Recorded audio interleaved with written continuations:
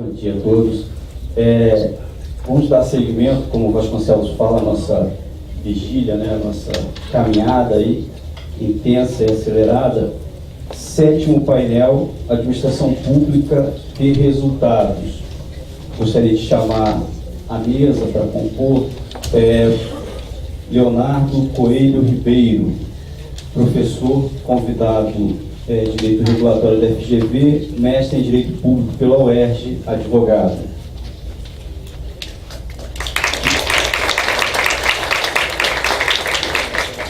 Também Luiz Felipe Sampaio, procurador do Estado do Rio de Janeiro, ex-assessor de ministro do STF, ex-assessor jurídico especial da Secretaria de Fazenda e da Secretaria de Transportes do Estado do Rio de Janeiro. Obrigado à presença de ambos. Para a gente não se delongar, siga o roteiro. Leonardo, por favor, tema Direito Administrativo como Caixa de Ferramentas. Obrigado, Alain, pela apresentação. Bom dia a todos. Obrigado pela presença de vocês. Eu e o Felipe vamos começar agora uma batalha contra a fome, mas vamos tentar conseguir manter a atenção de vocês, apesar do avançado da hora. Esse é um congresso um pouco diferente, né? Vocês já notaram. O professor Diogo, além do legado de direito administrativo, ele deixou um legado pessoal. Misturar a academia com o lado pessoal é um desafio, porque isso mexe com o coração da gente, né? Como o Sérgio falou anteriormente, a mim, eu também estou aqui por conta da generosidade de um monte de gente. Do Diogo, dentre eles, eu costumava chamar de avô jurídico, do Marcos, que era uma espécie de pai aí nessa mentoria, do Flávio Amaral, enfim, de tantas pessoas queridas que eu vejo aqui hoje. E eu tento, da minha parte, não cair na armadilha da perda, afastando isso com o privilégio do convívio. O Diogo era um cara absolutamente encantador. Toda vez que eu me encontrava com ele, por ocasião que fosse, era curioso, né? Aparentemente poderia só ao contrário, mas quem saía rejuvenescido era eu. Porque voltava com provocações dele, com ideias, com curiosidades. E ele tinha essa característica de uma curiosidade sem fim, não só sobre direito. Era muito comum começar a conversar com ele. Talvez ele pudesse achar que era conversa, mas era mais aula, né? Ele tinha o privilégio de ouvir entre uma pizza e outra, enfim. E a conversa podia começar sobre teoria do Estado e acabar sobre a origem da alma. Um negócio meio curioso.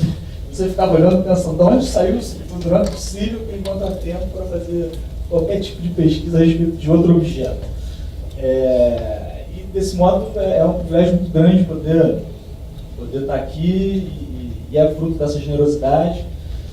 O que me conforta um pouco também é que, um pouco com base nas ideias do Pierre Bourdieu, do festejado sociólogo francês, os campos sociais têm lutas entre os seus atores para buscar uma dominância e para buscar os troféus de cada campo social. E diz o Pierre Bourdieu que a dominância exercida por essas pessoas vai muito além do seu corpo físico. Está aí o Eli Lopes Meirelles para provar isso para a gente no nosso campo. E junto a ele está agora o Diogo, com certeza, que era um autor muito mais de pontos de partida do que de pontos de chegada. Se a gente buscar na obra do Diogo a quantidade de provocações que ainda permitem e que provocam muito desenvolvimento daqui para frente, é imensurável. Então, o Diogo vai acompanhar a gente nessa caminhada, enfim, até a nossa chegar ao final, certamente. E, enfim, então sou muito grato por essa generosidade e me sinto um pouco como descreveu Isaac Newton naquela história de que se eu vi mais longe foi porque eu estava de pé sobre os ombros de gigantes, né? O Diogo falava isso, o Marcos falava isso, essas pessoas me possibilitaram partir desse conhecimento compartilhado, partir dessa característica de querer saber, querer estudar e querer trocar a respeito disso e levar isso adiante. E é isso que mais motiva, que mais incentiva. Então, resumindo, por conta do horário, é um pouco esse sentimento que eu queria compartilhar com vocês. mas não de perda, de agradecimento, na verdade, né? De agradecimento pelo privilégio.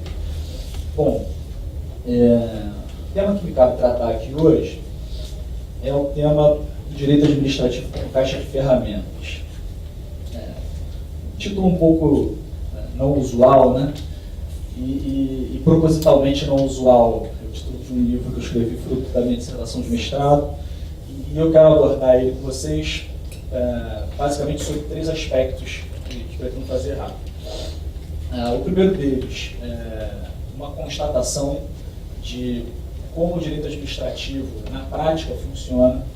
O segundo deles é a importância para o desenvolvimento do direito administrativo, de se valer de métodos e de um instrumental da economia para fazer avançar essa lógica que metaforicamente eu simbolizo com a caixa de ferramentas. E o terceiro deles, qual é a lógica dessa caixa de ferramentas, como isso funciona. Tá? Bom, uma justificativa prévia, né? A minha inquietação de buscar e desenvolver isso aqui sempre foi a inquietação de quem estuda e trabalha com direito administrativo e pouco ouve falar da relação entre a administração em si, a atividade de administrar em si, e o papel do direito administrativo em relação a ela. A gente tem uma tradição no direito de se mover pela lógica binária do pode ou não pode, né? Pela lógica do controle de dizer se algo é lícito ou ilícito, se é constitucional ou inconstitucional. E isso, de alguma maneira, me causava espécie, porque eu sempre acreditei que o direito administrativo tinha um papel maior nesse processo de fazer avançar as boas pautas finalísticas, as quais, principalmente, o Estado se vê obrigado a atuar por determinação constitucional ou legal, o que é que seja. E aí, comecei a estudar um pouco mais sobre esses temas e fui percebendo que havia uma certa regularidade na utilização dessa expressão.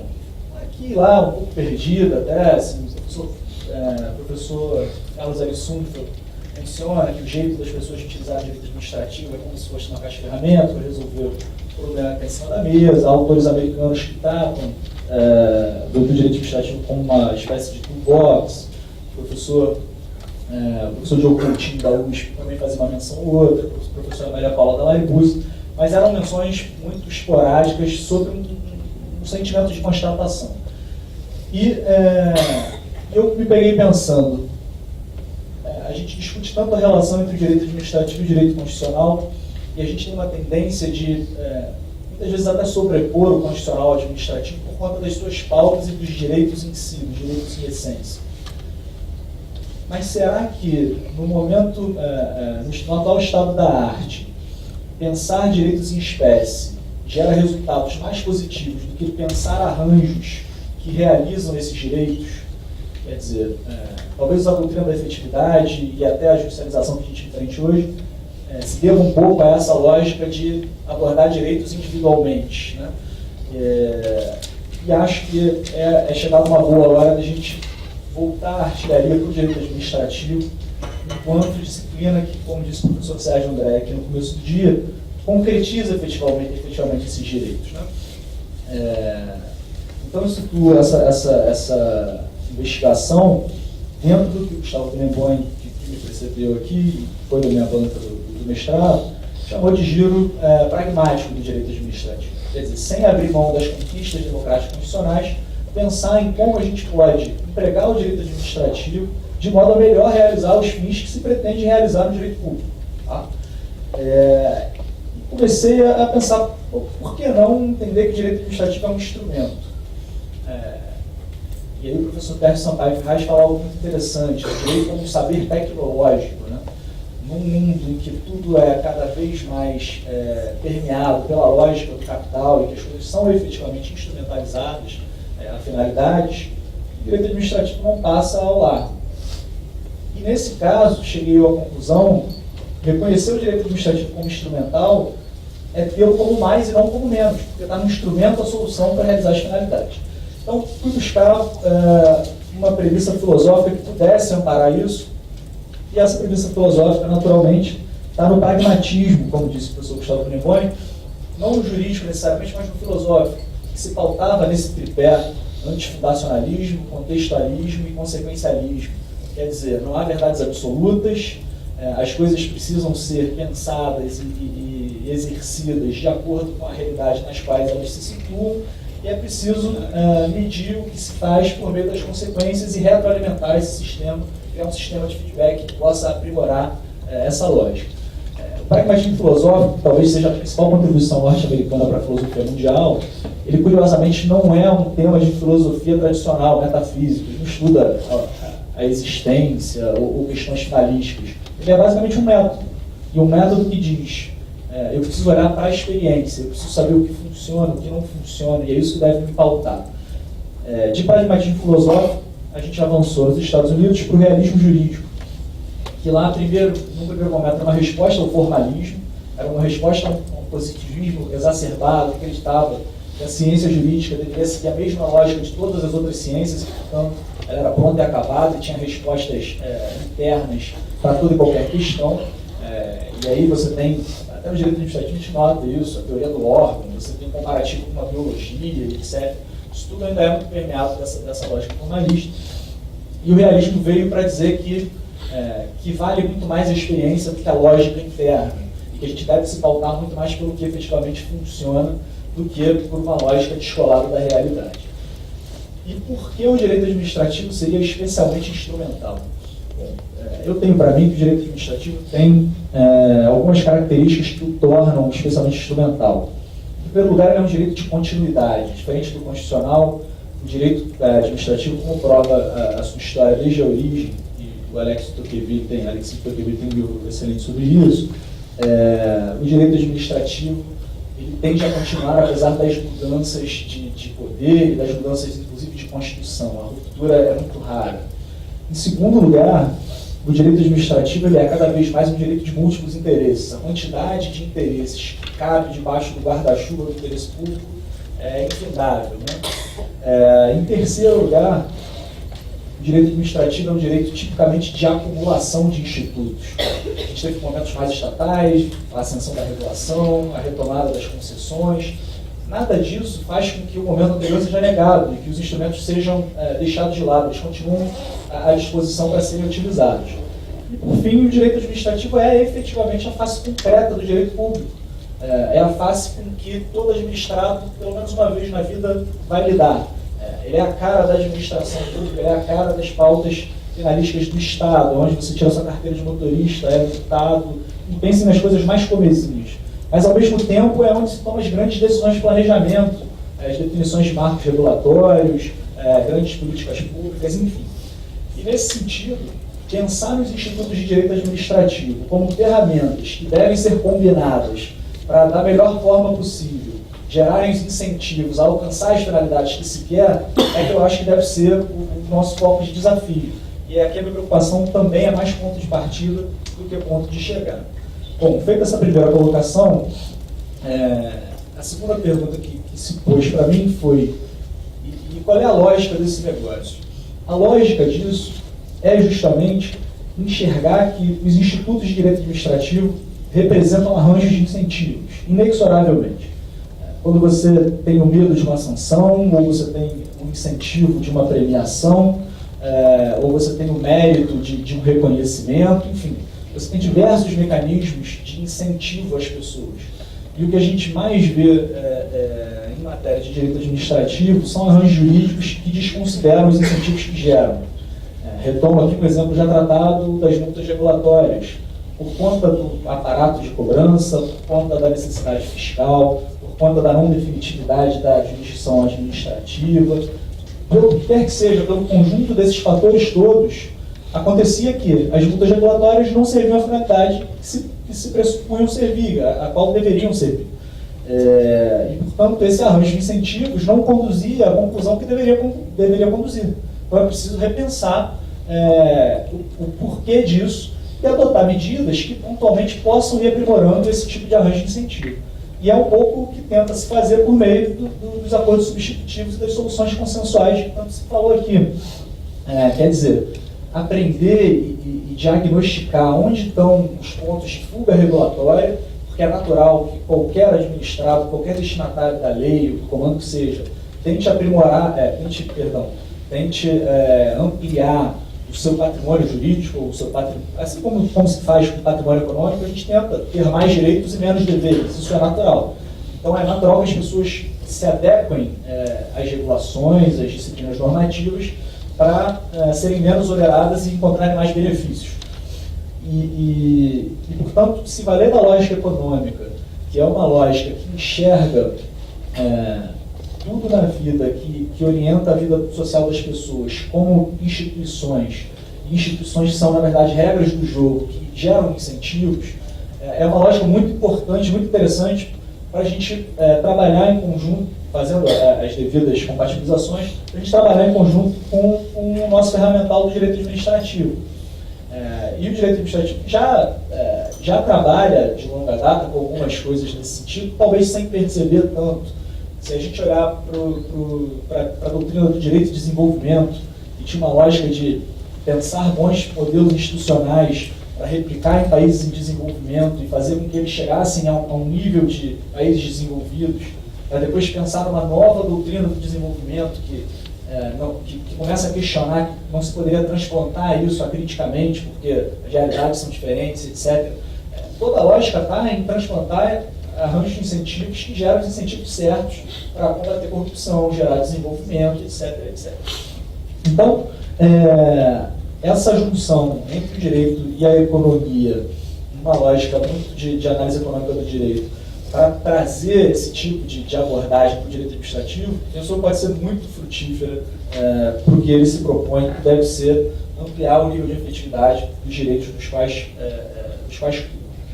bom, sendo essa a lógica da caixa de ferramentas, eu tento fazer uma espécie de síntese aqui, porque eu trato de muitos outros temas quando abordo a questão, e sempre que você tem uma abordagem muito maior, cortar não é nada fácil. Eu acredito que há determinadas estratégias por meio das quais a gente deve manejar e deve pensar o direito administrativo, para aproximá-lo dessa realidade, para aproximá-lo da lógica econômica que pauta o dia a dia de hoje, inexoravelmente, e para aproximá-lo de um propósito de melhoria da gestão. Essas estratégias, por sua vez, elas não podem se afastar, aí mantendo o compromisso com a realidade, de como a política e a gestão enxergam a utilização dos instrumentos de direito administrativo, que são também instrumentos de gestão, instrumentos pensados, concebidos e tratados politicamente. Então, não dá também para imaginar que a gente vai ter um ambiente totalmente higienizado e separado da realidade e das influências para olhar o direito administrativo como uma caixa de ferramentas. A gente tem que fazer justo o contrário. Se a proposta é enxergá-lo como um instrumento, se a proposta é enfrentar a realidade, se a proposta é pensar em bons modelos para que as coisas se efetivem, a gente tem que assumir o risco de como a realidade é e se coloca para nós.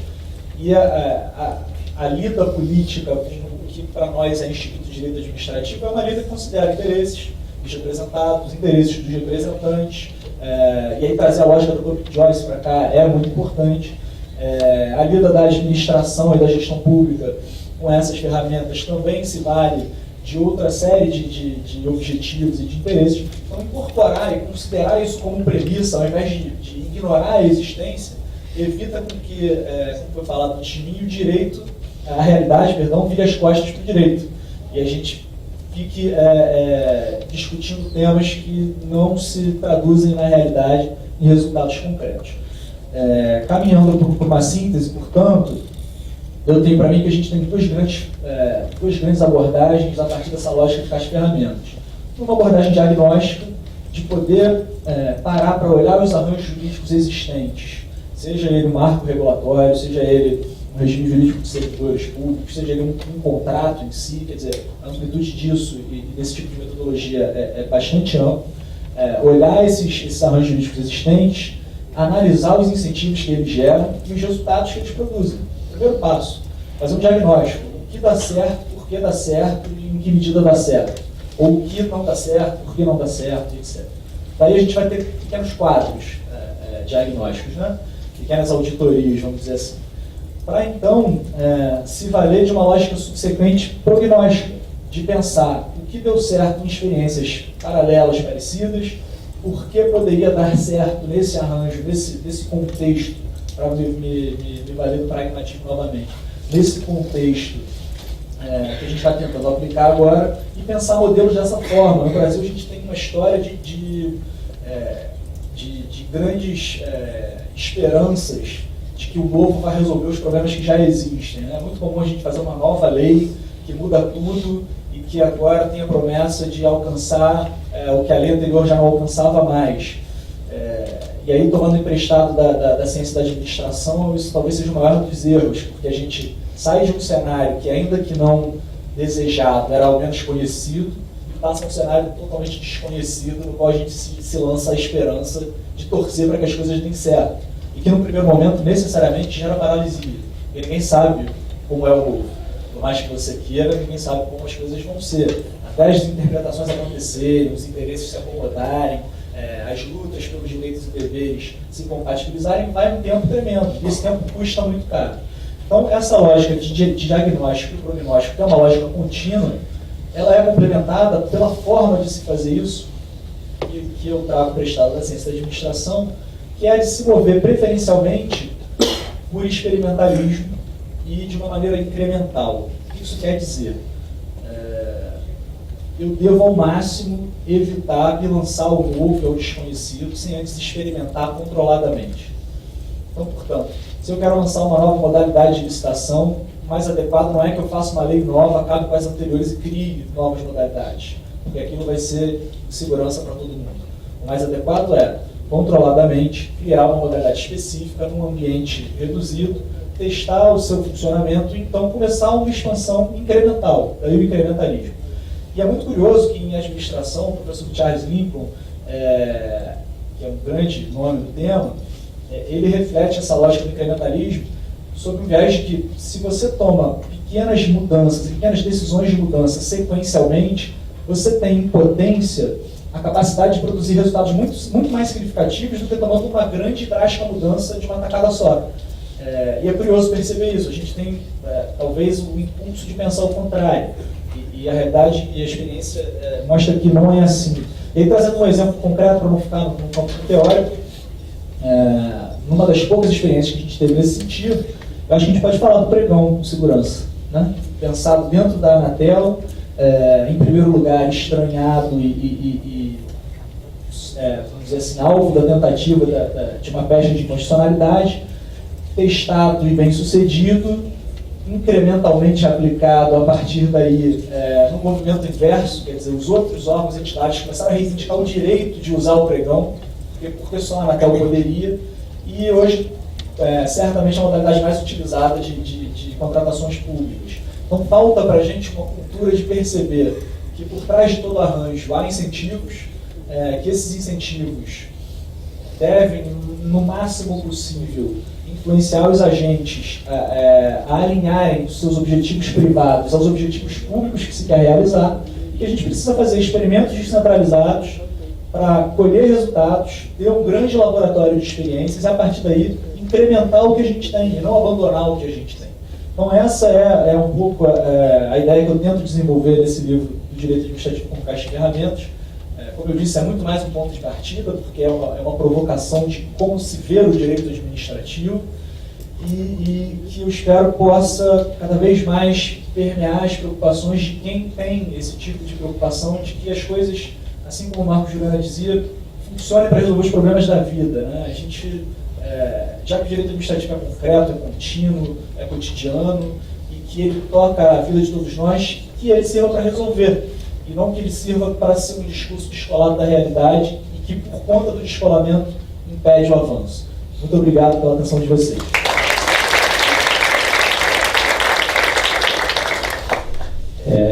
Obrigado, Leonardo, pela brilhante exposição. E acho que você tocou num ponto muito interessante.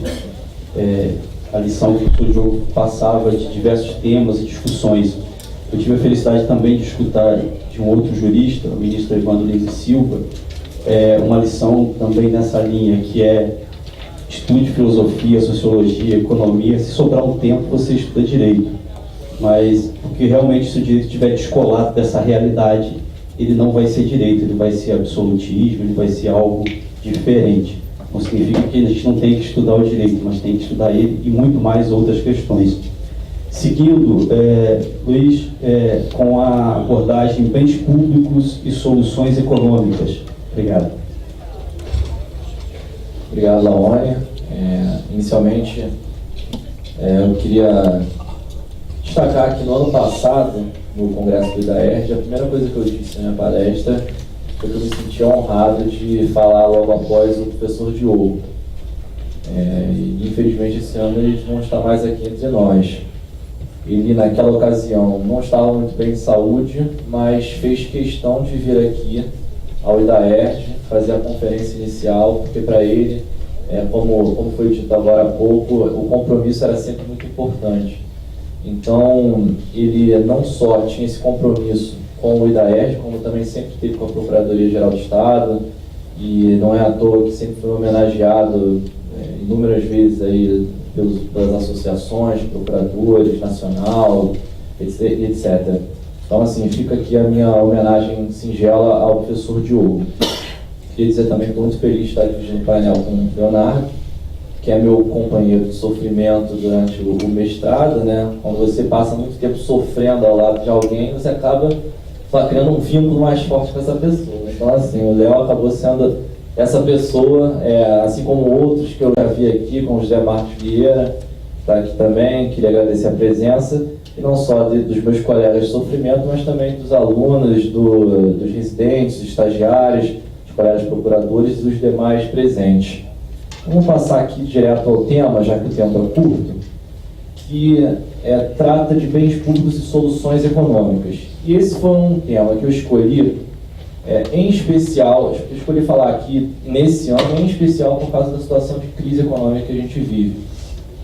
E durante as situações de crise, o que acontece normalmente? Eu estava até conversando com o meu amigo André Cirino outro dia, ele usou uma expressão que eu achei muito boa e que eu vou reproduzir aqui. O Estado, quando precisa de dinheiro numa situação de crise, o que ele faz? Ele procura como se fosse uma bala de prata, que é aquele tiro certeiro que vai matar o problema, vai derrubar o problema numa tacada só. Normalmente, qual é a bala de prata que o Estado se utiliza? Tributação. O Estado vai direto aumentar tributos. Vai ou aumentar os que já existem ou vai criar novos tributos. E uma carga excessiva de tributação enseja um número imenso de problemas filosóficos principalmente, mas também de problemas pragmáticos. Esse estudo da carga excessiva de tributação normalmente é representado num gráfico. Então, assim, começa assim, se a tributação é zero, você tende a ir subindo a sua curva de disposição para praticar aquela atividade. Conforme você vai aumentando a sua carga tributária, você vai arrecadando mais, a sua arrecadação vai subindo, porém, essa não é uma reta, não vai subir para sempre. Vai chegar num determinado ponto em que você, em vez de subir, vai começar a descer. E por que isso? Por dois motivos. Ou porque você vai desmotivar as pessoas a praticarem aquela atividade, elas vão fazer uma análise econômica e vão falar assim, olha, não está valendo a pena praticar essa atividade aqui porque a tributação é tão alta que meu lucro é mínimo ou inexistente. Ou, o que é pior, vai fazer com que as pessoas prefiram ir para a ilegalidade. Então passem a burlar o sistema, passem a burlar a fiscalização, justamente para não serem tributadas, apesar de estarem desempenhando aquela atividade. O que a gente vê por aí com muita frequência. Então, assim, tributar não é a solução. Não é, pelo menos, a bala de prata que busca o Estado normalmente. Então, qual seria a melhor solução? É adotar, claro, um conjunto de medidas, um conjunto diversificado de medidas que possam gerar arrecadação para o Estado. E isso depende muito da profissionalização do Estado, da gestão, dos administradores, o que é algo muito difícil de a gente encontrar num ambiente que é muito politizado, em que as nomeações muitas vezes são medidas de barganha política, etc. Então, assim, Como ponto inicial, fica a ideia de que a gente precisa profissionalizar a gestão pública cada vez mais. E eu acho que dentro desse conjunto de medidas que podem ser adotadas para superar a crise econômica, aliás, eu acho não, eu tenho certeza, está o tratamento dos bens públicos, uma gestão economicamente eficiente dos bens públicos, que é um tema que é muito pouco atualizado, muito pouco versado nos debates de direito administrativo e, em especial, dentro da administração pública. Eu já tive a oportunidade de trabalhar em várias secretarias de Estado e tal, e as questões de direito público relacionadas a bens públicos são sempre, assim, poucas, elas raramente são levantadas, raramente são enxergadas como possíveis soluções econômicas. E num ambiente de administração que busca resultados, que é até o nome desse painel aqui que a gente está apresentando agora, né, que é aquela ideia de que a administração, não basta ela agir com regulamento debaixo do braço, ou seja, não basta ela seguir as normas e pronto, e está tudo resolvido. Na verdade, a administração precisa entregar o resultado que é esperado dela, né? Ela precisa satisfazer necessidades sociais, necessidades dos administrados. Eu acho que o tema dos bens públicos precisa ser enxergado por essa ótica. Precisa ser enxergado por uma ótica de entrega de resultados. E não meramente de seguir o que está previsto em lei numa administração meramente reativa e não proativa. Porque senão, desse jeito, os bens públicos nunca vão servir para solucionar qualquer problema financeiro e gerar qualquer receita ao Estado. E o que a gente costuma ver a respeito desse tema? Apesar da gente conhecer aí, talvez seja a coisa mais comum no direito administrativo, é falar dos princípios administrativos que estão na Constituição, né? Legalidade, impessoalidade, moralidade, publicidade e eficiência. E quando a gente está tratando dos bens públicos, é muito comum que só se vá até o quarto princípio. Porque toda vez que alguém surge com alguma demanda relativa a bens públicos, a primeira coisa que se faz bom, espera aí, isso que está sendo pedido está dentro da legalidade? Assim, as leis permitem que isso aconteça? Tá, então ok. Aí analisa assim, é moral ou imoral isso que está se pedindo? A finalidade para a qual está se pedindo o bem público ou a própria seção do bem público? É moral ou imoral? E depois, está violando a impessoalidade? O administrador está cedendo para alguém que é, sei lá, familiar dele, para algum partido político dele ou algo do tipo? E para-se por aí a análise. Não se vai adiante. Parece que o princípio de eficiência não existe para tratar dos bens públicos, quando, na verdade, ele é tão importante quanto os outros. Não basta você não estar violando a lei, nem a moralidade, nem a impessoalidade. Você precisa observar o princípio de eficiência. Precisa saber se aquela atividade que está sendo pedida vai gerar algum tipo de proveito, de resultado para o Estado. E não só para o Estado, mas para a sociedade. Porque, afinal de contas, o Estado nada mais é que um instrumento da sociedade para entregar a ela os resultados que se espera, né? Então, assim, a gente costuma ver, dar alguns exemplos, por exemplo, órgãos ou autarquias, pessoas jurídicas da administração direta, têm um grande acervo patrimonial imobiliário. Aquele acervo, muitas vezes, não é gerido, fica lá abandonado e tal. Aí, um belo dia, chega alguém e surge com um pedido administrativo, fala assim, tem como me ceder esse bem, esse imóvel, porque está abandonado, sei lá, está crescendo um monte de mato lá, ou então várias pessoas, usuários de drogas, estão ocupando o lugar para usar drogas e tal, e se você me ceder, eu, sei lá, associação de servidores, não sei de onde, eu vou fazer uma construção ali, alguma coisa assim, uma área de lazer para os meus servidores, vai ficar ocupado e tal, vai dar uma função social que ele tem ali. Aí vira o administrador e fala assim, por mim não tem problema não, tá? É melhor do que ficar abandonado. Só que isso está correto? Porque qual é o grande problema nessa perspectiva? Se você analisar, levando em consideração só esses dois elementos, é claro que é melhor dar alguma destinação do que não dar nenhuma destinação. O grande problema na percepção que as pessoas têm é justamente nesse momento anterior. Por que não se estava dando nenhuma destinação?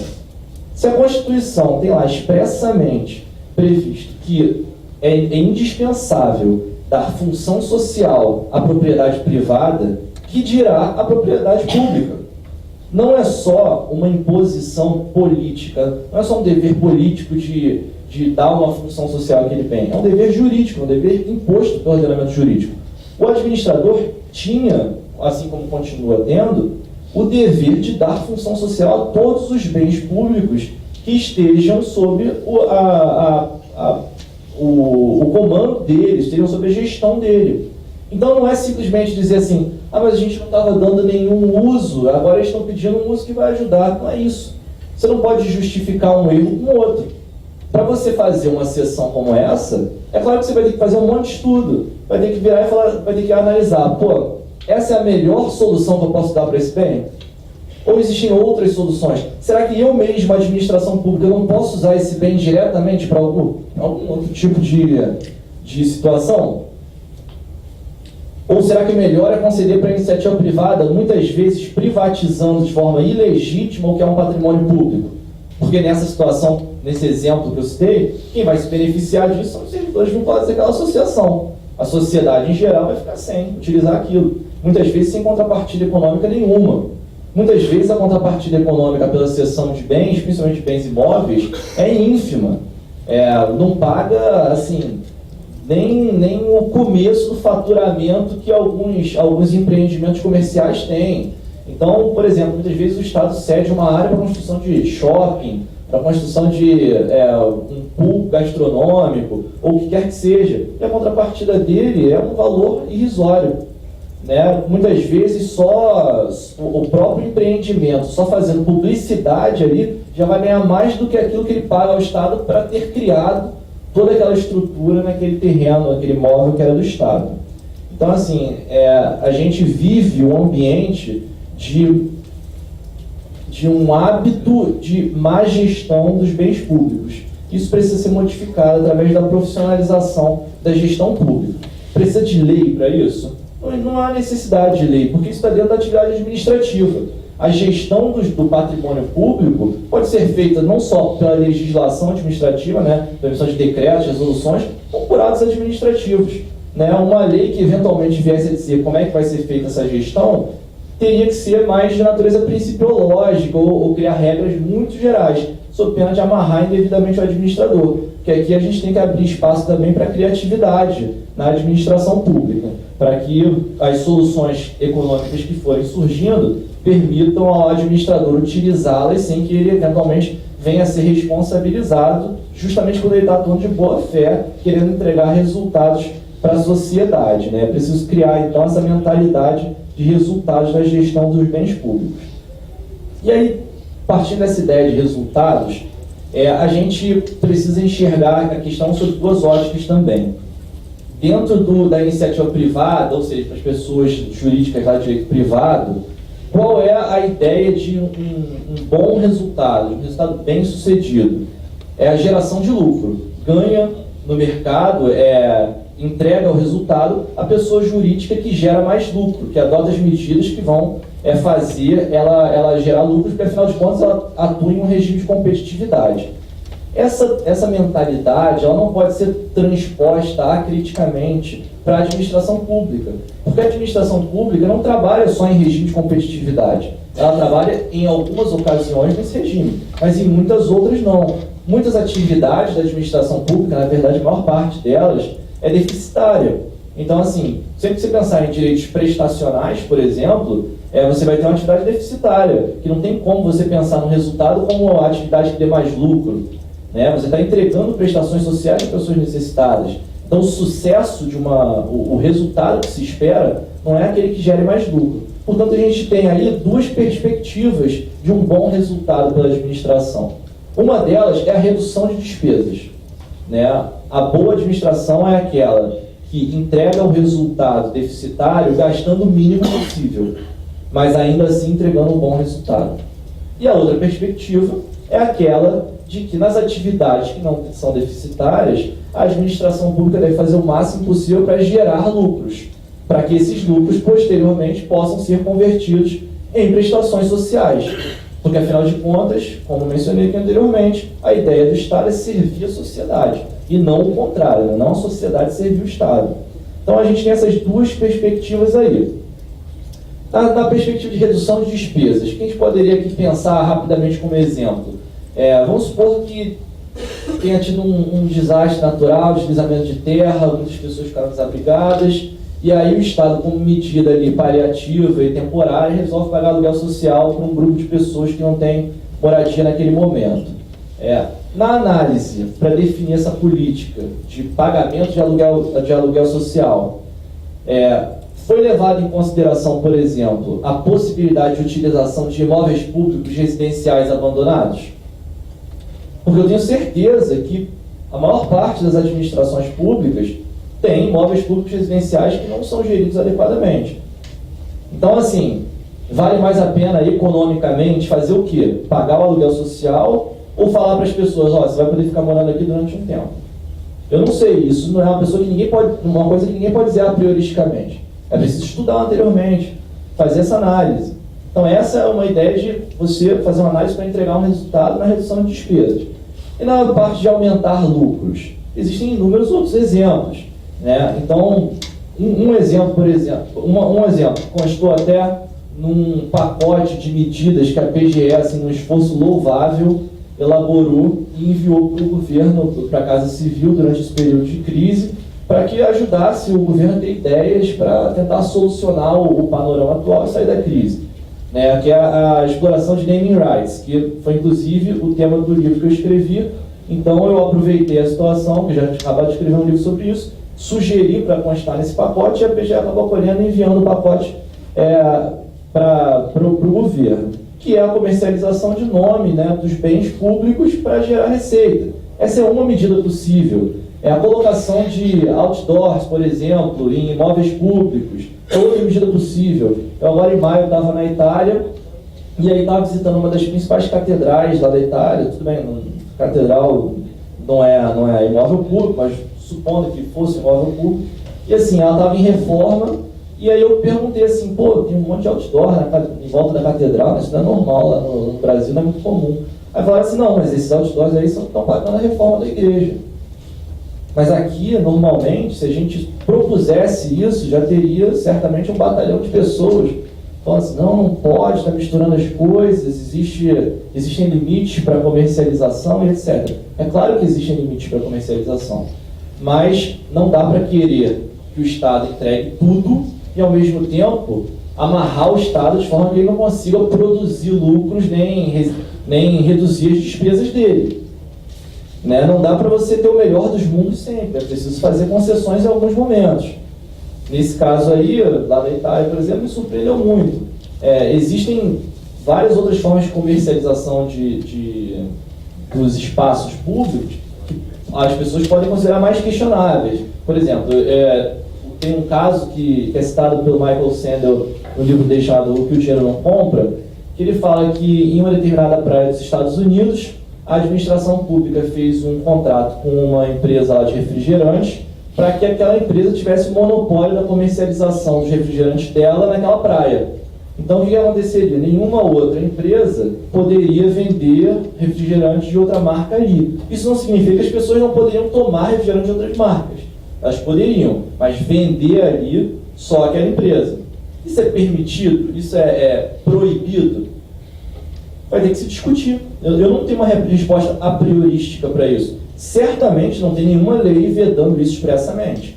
Você vai ter que argumentar com base em princípios constitucionais e tal. Mas está dentro daquela ideia de você trabalhar para gerar resultados econômicos que façam a administração pública sair dessa crise. Esse é um exemplo que eu já considero um pouco mais extremo. Mas voltando à questão lá dos naming rights, por exemplo, quando o governo do Estado, alguns anos atrás, aventou a possibilidade, depois até disse que não tinha aventado, que tinha sido alguém que tinha plantado isso na imprensa, mas aventou a possibilidade de vender os naming rights de algumas estações do metrô, aí rapidamente já surgiu um rebuliço de algumas pessoas criticando, falando assim, não pode vender isso de jeito nenhum.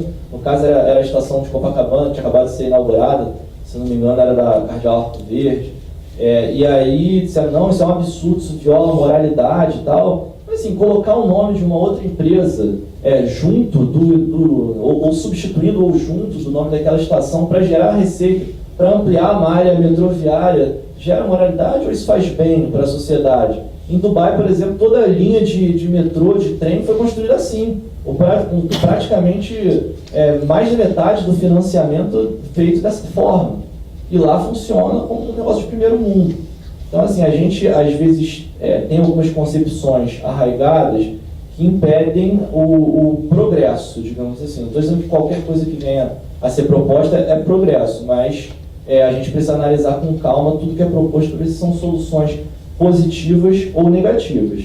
E um exemplo, inclusive, disso que eu estou falando, foi um estudo citado pelo ministro Barroso outro dia, no julgamento que aconteceu aí pouco tempo atrás, estava falando da exploração econômica na Amazônia, e falando que de 1970 para cá, eu não conferia o estudo, estava me pautando no que foi dito lá no plenário.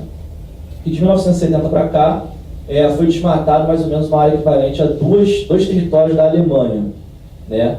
E que, no entanto, apesar desse desmatamento ter crescido progressivamente ao longo desse tempo, o PIB, o percentual de PIB que a Amazônia corresponde, permanece o mesmo de 1970 para cá. Ou seja, apesar de você ter desmatado uma área enorme, ter perdido uma quantidade de patrimônio genético enorme, não gerou nenhum proveito econômico, no fim das contas. Você acabou substituindo a direção do proveito econômico. Se antes você tinha uma direção em razão de tudo plantado, agora você tem uma outra direção em razão de tudo desmatado. Quer dizer, essa foi supondo que esse estudo está correto, foi uma decisão muito ruim em termos econômicos, porque ela fez com que a sociedade perdesse patrimônio genético e não gerou nenhum proveito social. Ela manteve o PIB ali exatamente na medida que estava desde o início.